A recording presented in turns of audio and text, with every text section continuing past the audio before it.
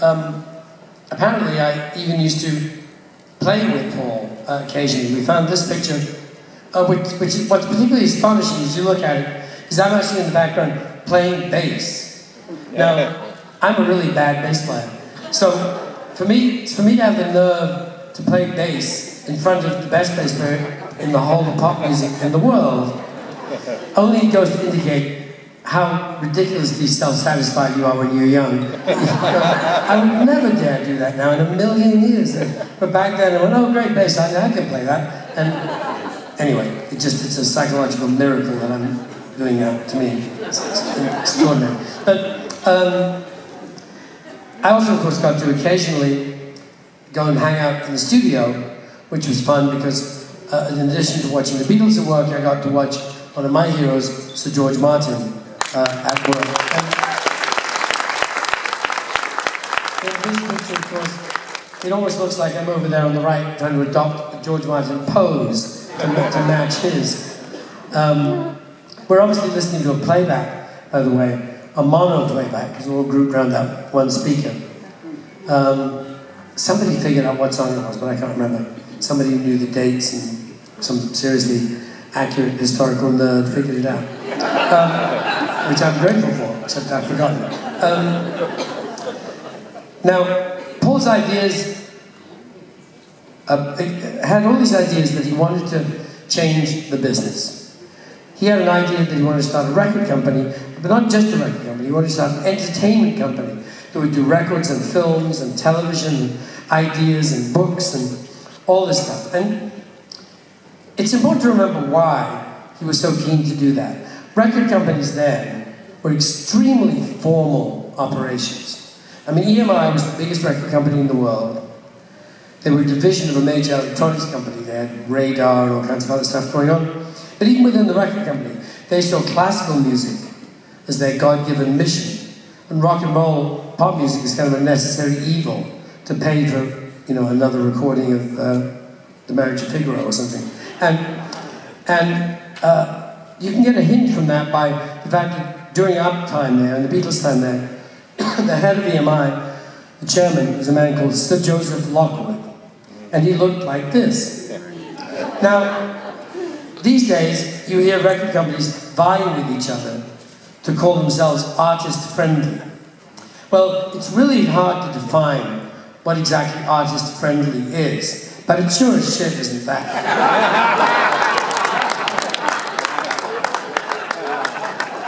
So Paul wanted to start a label where the owners of the label, which would be the Beatles, and the people who worked there, would be much more receptive to the ideas and music and creations of young people. It was a good idea. We spent long evenings over at his house at Cavendish Avenue sketching this thing out and plotting it and seeing how it all worked. Paul asked me first if I would produce some records for this new entity. And then, as it became more real, he said, look, why don't you be head of A&R, which means you decide and organize who gets signed, what records they make, and, you know, the actual creative side is under your control. And I said, great, I would love to. So I accepted the job, and the company, of course, got a name and a logo and so on, and became the Apple that we all know. Yeah! Then we set off around the world, having various press conferences, defining what Apple was supposed to be.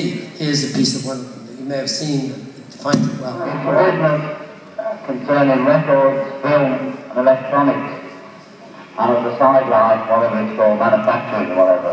But we want to set up a system whereby people who just want to make a film about anything don't have to go on their knees in somebody's office, probably yours. Well, what we did, you see, we did this mad thing of like, maybe put an ad in the paper or something saying, send us your tapes and they will not be shown straight into the waste paper basket. You know, we will answer. We just got inundated with tapes and poetry and scripts and phew. And in actual fact, I don't really think we got any bands or any artists by that method. We never really got much from the send-in tapes, But because people knew we were interested, for instance, Peter Asher brought along James Taylor. So what I did was I actually had weekly meetings, weekly A&R meetings with as many Beatles as wanted to attend. We would listen to some of these send-in tapes. I had a staff of about 5 people, I think, listening to all these tapes. We got thousands, masses of tapes and scripts and all kinds of other stuff. And so we listened to all those, and then I would play some of them occasionally at these meetings we had. This is one where we have several of the American record executives attending. I know that's Stanley Gortikov, who was the head of Capitol Records at the time. I'm not sure who all the other people are. Nor am I sure why we appear to have no furniture. But that's another more interesting question. That's Neil Aspinall over by the window, a couple of the Americans, and George making a point. I don't know what it was. We would provide the girls in the office. That's my assistant, Chris O'Dell, who's also in the book, of course, and is in a song, famously. And she's under the photo of Jackie Lomax, and we would invite them in to see what they thought. The meetings would get quite argumentative from time to time. This occasion looks like I might be worried I had to intervene between George and John. But generally, they were very considerate and let each other have their own projects. In other words, they wouldn't necessarily all have to agree. They would just go, okay, John's gonna, make this really noisy, weird record and be naked on the cover, because he's John. Well, let him do it. No, he said, don't. So they'd sign artists that they believed in. And some of them were very good. I mean, Paul signed that girl, Mary Hopkin, who you may remember, who was just those were the days. And it was Paul's genius that when he signed it, he already had that song, Those Were the Days, stored in his head as the song he wanted to record with her and the song that would be a hit. And he was completely right, of course. George signed the brilliant Jackie Lomax. He never achieved the success he should have, but was a really great R&B singer, and Paul made a great record with Ringo playing drums and Eric Clapton on guitar, and very well worth listening to. And then there was another band we signed, which is an interesting story, because we signed this band that not a Beatle brought in, but rather Mal Evans, the Beatles' tour road manager. And the band was called the Ivies. And they made an album, had one track on it that was a mild success in the UK. So the album wasn't really a total flop, and nonetheless, at a meeting that I can't really remember, I can't remember the reason for this. You'll find there's a few things in the 60s I can't remember, I don't know why. You're never really there. When the album wasn't a big success, rather than just making another one, which would be fairly normal, we decided to change the name of the band completely. So they went from being the Ivies to being Badfinger. See? Yeah.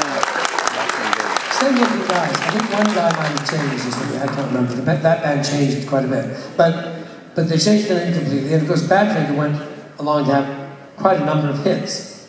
And to write some of songs that became gigantic hits from other people. There's an amazing number of songs that they wrote that are still hugely successful, important songs to this day. The band had a tragic history. An awful lot went wrong. Family tragedy and suicide and all kinds of terrible stuff. But actually the music survived and the band survived. Badfinger went through a number of iterations. People would leave, new people would join, and so on. But over the years that the band existed, which was quite a number of years, a lot of great music was made. Now, fate plays a hand in our show one more time, because one of the members of Badfinger in the later iterations of the band was none other than our very own band leader up here on stage, Jeffrey Allen Ross.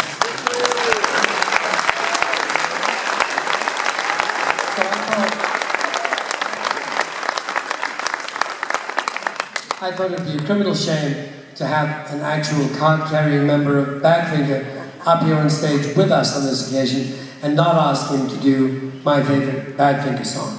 So with that, I'm going to hand the stage over to Jeff and revert to just playing some rhythm guitar and ask Jeff to sing my favorite Badfinger song.